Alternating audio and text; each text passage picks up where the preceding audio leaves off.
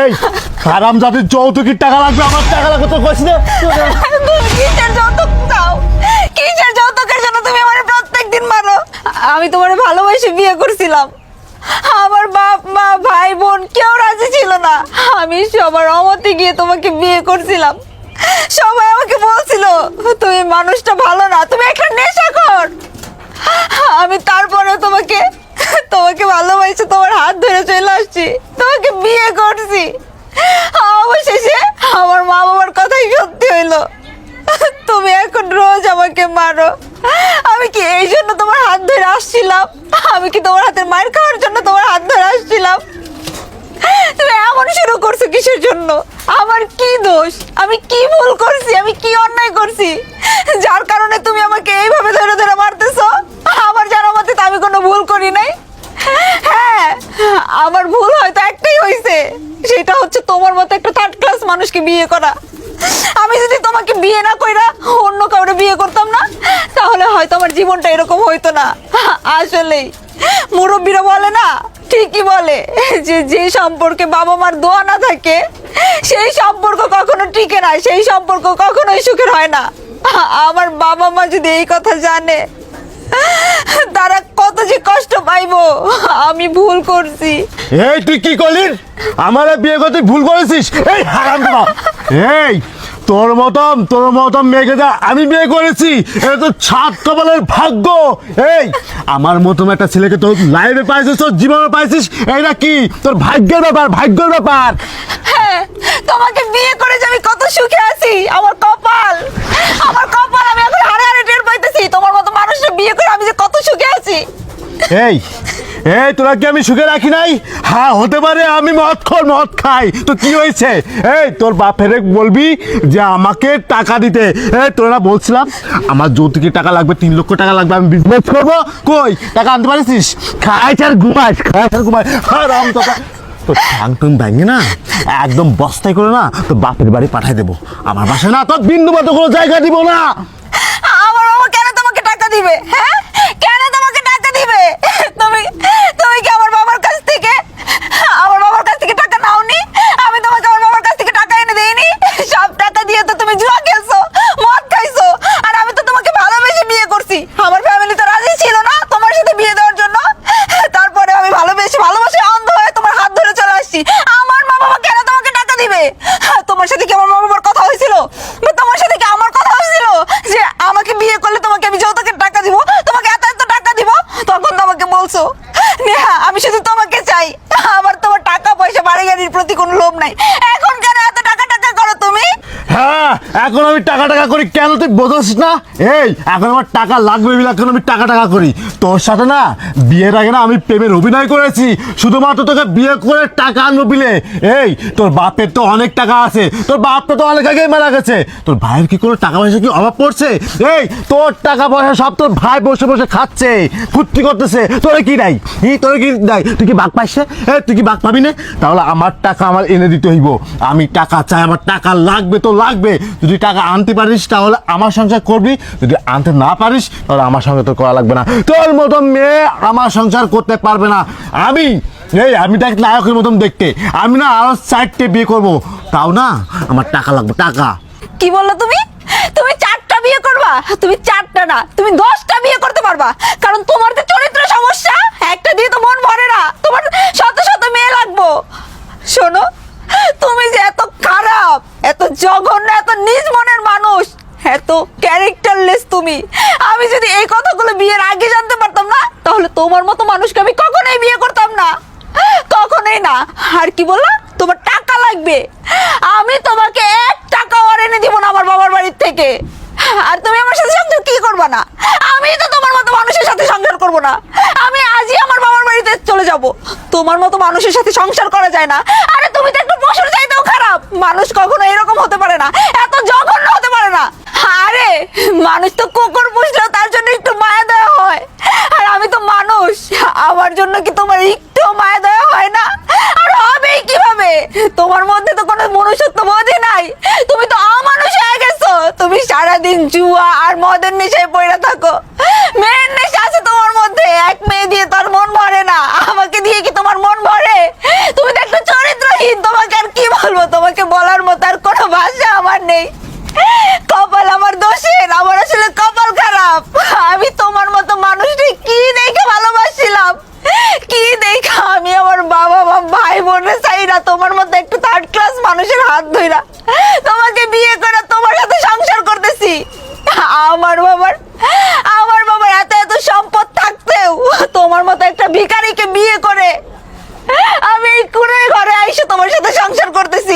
তারপরেও তুমি রোজ মদ খাও, রোজ নেশা করে এসে আমাকে মারধর করো। আমি কখনো কোনো প্রতিবাদ করিনি, কিন্তু আমি আর পারলাম না। আজকে তুমি আমার ধৈর্যের সীমা পার করে ফেলছো।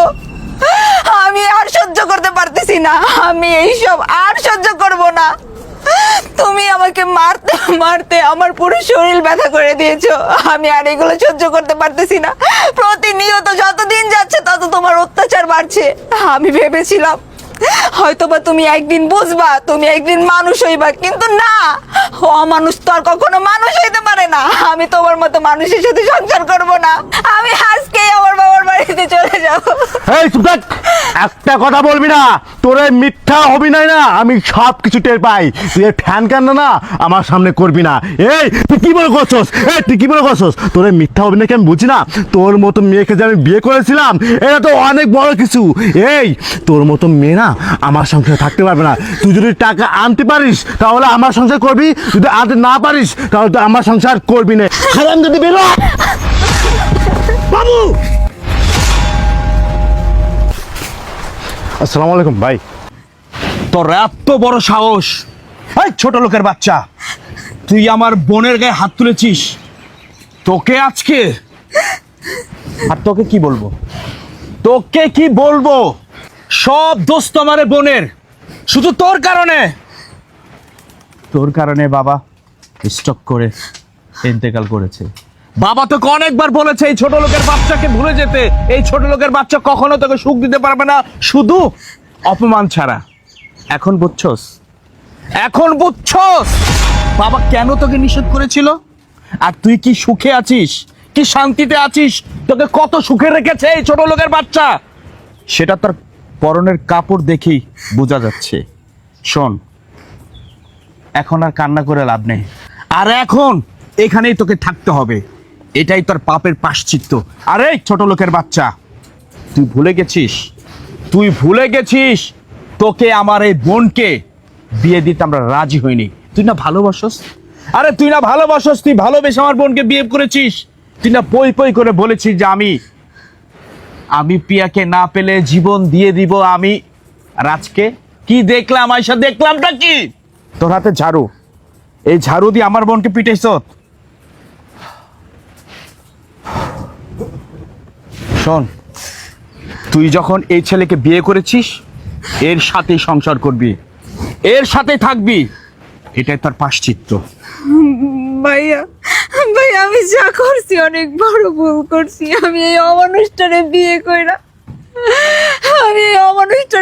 কইরা যে কত বড় ভুল করছি সেটা আমি বুঝতে পারছি ভাইয়া। আমি আমার ভুলের শাস্তি পেয়ে গেছি। হ্যাঁ, আমার এই ভুলটার জন্য, শুধুমাত্র আমার এই একটা ভুলের জন্য আমার বাবা মারা গেছে। আমার বাবা আমাকে বারবার বলছিল আমি যেন এই ছোট লোকটাকে বিয়ে না করি, কিন্তু আমি তো ওর ভালোবাসায় অন্ধ ছিলাম। আমি ওর ভালোবাসায় অন্ধ হয়ে ওকে বিয়ে করছিলাম। আর ওকে বিয়ে করে যে আমি কত বড় ভুল করছি এখন আমি হারে টের পাচ্ছি। আমি আর ওর কাছে থাকতে চাই না ভাইয়া, আমি আর ওর কাছে থাকতে চাই না। একটা মানুষ যদি গরিব হয় তার সাথে সংসার করা যায়, একটা মানুষ যদি সারাদিন বাদে এক সন্ধ্যা খাওয়ায় তার সাথেও সংসার করা যায়, কিন্তু একটা মানুষ যদি নেশাখোর হয়, নারী লোভী হয়, তার সাথে কখনো সংসার করা যায় না। আরে ও তো একটা অমানুষ, ওর মতো মানুষের সাথে সংসার করা যায় না ভাইয়া। তুমি আমাকে এই নরক থেকে নিয়ে চলো। আমি আর এই নরকে থাকতে চাই না, আমি আর এখানে থাকতে চাই না ভাইয়া। প্লিজ আমাকে এখান থেকে নিয়ে চলো। থাম, তুই ভুলে গেছিস? তুই আরেকবারও তো ওর সাথে ঝগড়া করে আমাদের বাড়িতে গিয়েছিলি, থাকতে পেরেছিলি। 3 দিন পরে ছুটে এসেছিলি এই ছোট লোকের বাচ্চা, এই ছোট লোকের বাড়িতে। আবার তোকে নিয়ে যাব, আবার 2 দিন পরে আসবি, এই ছেলের সাথে সংসার করবি। এই তুই কি আমাদের মান সম্মান নিয়ে একটু ভাবস না, বোঝস না? আরে আমরা কি ওদের মতো ছোট লোক? এই ছোট লোকের বাচ্চার সাথে আমাদের সাথে যায়। তোকে নিয়ে যাবো, তুই কালকে 3 দিন পরে চলে আসবি, এসে আবার ওর সাথে সংসার করবি। তোর যদি যেতে হয় এখন এই মুহূর্তে এই ছোট লোকের বাচ্চাকে তুই ডিভোর্স দিবি, তারপর আমার বাড়িতে যাবি। হ্যাঁ বল তুই কি পারবি? হ্যাঁ ভাইয়া, আমি ওর সাথে আর সংসার করতে চাই না। তুমি তুমি যা বলবা আমি তাই করব।